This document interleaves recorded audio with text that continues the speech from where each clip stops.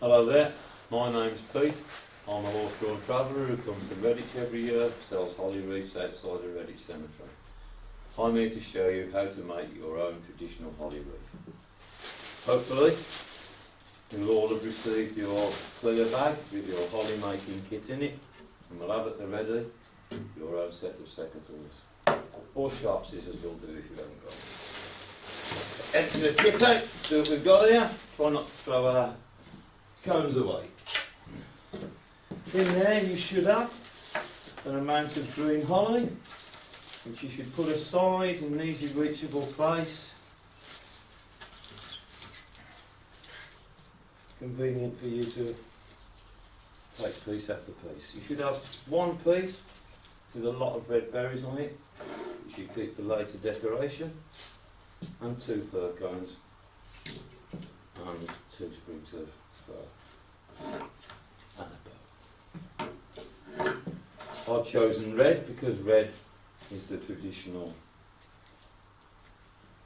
colour for holly wreaths, although we do them in golds, silvers, blues. But in this kit you will have received the red one. To begin, take your moss ring and your reel of wire.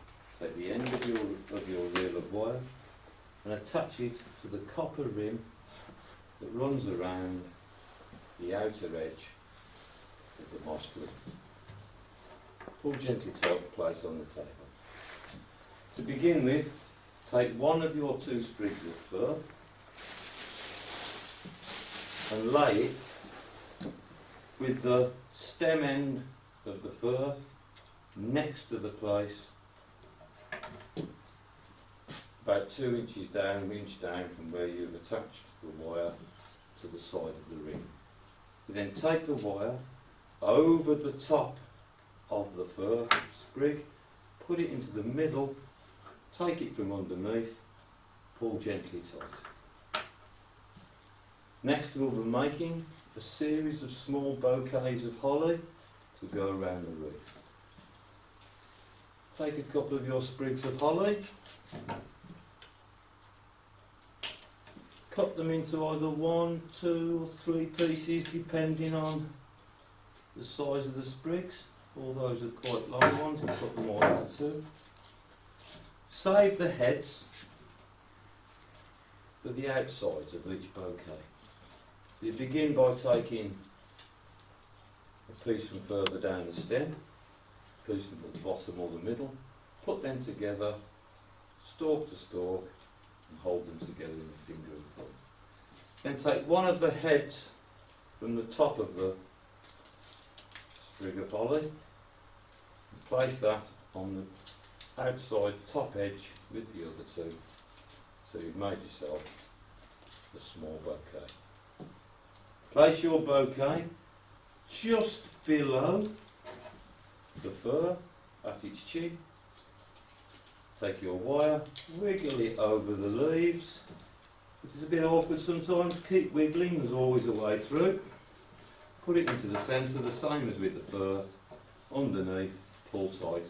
You've now joined your first bouquet of holly. Take your next sprigs, put them together, stem to stem, take a head, put on the head, place it flat on the ring just below your last bouquet of holly. Just below its chin, I always call it. You can see where the stems are. Hold it in place with your thumb. Over with the wire, wiggling through the leaves, even if it's a bit awkward, there's always a way through. Into the centre, underneath, pull tight. Now you can see, you'll be repeating that action. Small bouquets with heads at the front, over and over, placing each one just at the chin of the one before it, wiggle it through, tighten it up. It pulls a couple of leaves out of place here and there, You'll soon pull them back in. And don't worry about tidying leaves up as you go, because as you go along, place them all on. If there's a leaf or two out of place here and there, you'll find that you can turn leaves over like this and stuff and generally tidy it up afterwards. So don't worry about any small mistakes or untidy leaves as they go round, as you go round, because you find you can do any corrections at the end, and any small mistakes or turnarounds in the leaves do just tend to disappear into the whole thing. You can see how I'm progressing around it there. That's my third bouquet I've put on. The main thing is when you're putting the bouquets on, is to make sure you just don't put them too far up, but tuck them just underneath of the chin of the holly bouquet you previously put on, to make sure that you don't leave any of the stalks or stems from at the base end of each bouquet down this end showing. You can see there, you can see the stem from that one there, and I put it just the head of that bouquet just over the stems of the one in front of it, to make sure it covers all the stalks that might look a bit unsightly in that when you've finished your holly wreath. I'm approaching my halfway point in a moment. Always put the head from the top of one, stalk to stalk, using the larger pieces with no head as the backing and the head as the pretty front. Put it on its chin. Wiggle your way through. Sometimes gets a bit awkward and a bit spiky, but keep wiggling. There's always a way through. That's my philosophy in life anyway. Got me where I am so far, making holly wreaths, eh? Some achievement that is, but there you go. Anyway, next, once you reach halfway round, so that if you started at 9 o'clock, you've now reached 3 o'clock, you take your next sprig of holly, of fir. You don't turn it round as you would imagine. It's all traditional. You lay it on, same way round, just like as if it's the next holly bouquet, over into the middle, pull tight underneath. You can see you've got those two pieces of fir now directly opposite each other. Take another one, head at the front, put them together stem to stem, get them on there, just below the chin of the fir, holding place, get the old wiggle going. There you go, always the way through, into the middle, under the ring, pull gently tight. You get in there now, trim them all down, looking for your heads, heads at the front, you see there, put that one at the front, that one behind,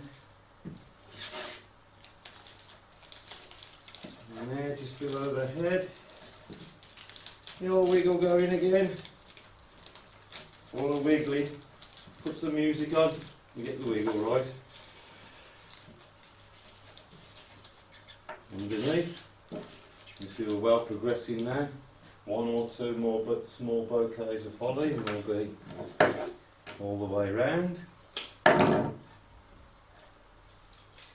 One thing you don't get on the video that you got if you did the workshop last year is me walking around telling you whether you're doing it right or wrong or not. At least you won't be getting a telling off this year when you put the wire in the wrong place. Oh, I'm not that much of a stickler for... but you better get them all right. I'll be round your house to check. Right, anyway, get this bouquet on there. Put it just below it. Get the old wiggle going through there. There's always a way through. Always a way through. There we go. You'll find that the pieces of holly I've put in there will just be enough for you to go all the way around the whole ring.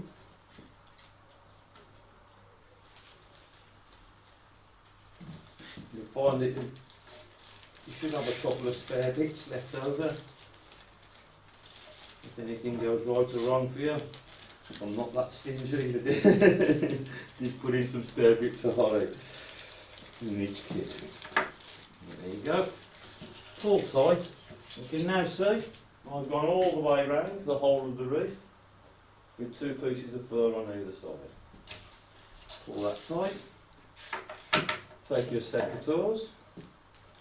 Trim the wire off around about 2 inches from the ring itself.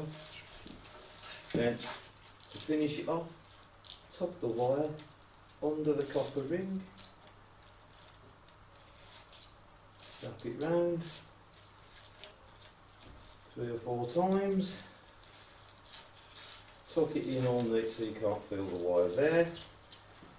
And now you've got the main basic wreath, which we'll now add decoration to. First of all, take your 2 fir cones. You'll find they've already got a piece of wire attached. Attached a piece of wire to 1,500 of those during November. Right, there you go. So now, just below the fir on either side, and taking no notice which way the fir goes, below, to get them both the same, you tuck the end of the wire attached to your fir cone, you find a gap, and you tuck it straight through the ring, out the other side, straight through the moss, find the gap in the holly, tuck it through, so you can take the other end, pull it tight, not too hard, you don't want to pull it off. Do the same as you did with the end of the wire when you finished. Put it round the outside rim of the wreath ring 2 or 3 times.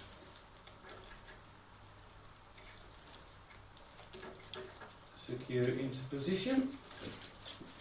There's one on. Do the same with the other side. Just below the fir. There are some occasions some people may choose to put the 2 cones together at the bottom. Personally, I don't do that. I will be putting a bit of red berries there. So either side under the fir, tucked around the copper ring 2 or 3 times to secure it into place. Tuck away the ending, not prick your fingers on it. Now take your piece with the berries. Because this is decoration, if any leaves are in the way of your berries so that you can't see them, cut them away. Take the wire, which you'll find attached to your sprig of berries.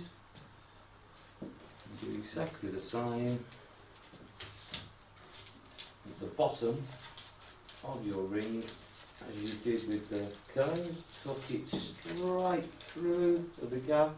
You won't go straight through, find a gap in between the stalks, eventually it will go through where you're sticking out. You pull that tight.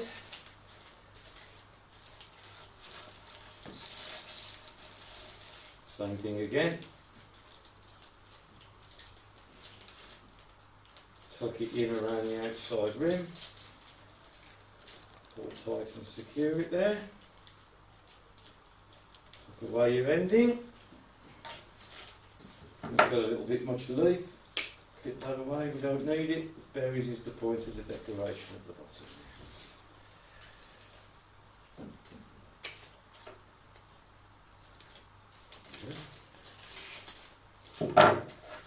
You can see you've got 2 cones. Spray of berries at the bottom.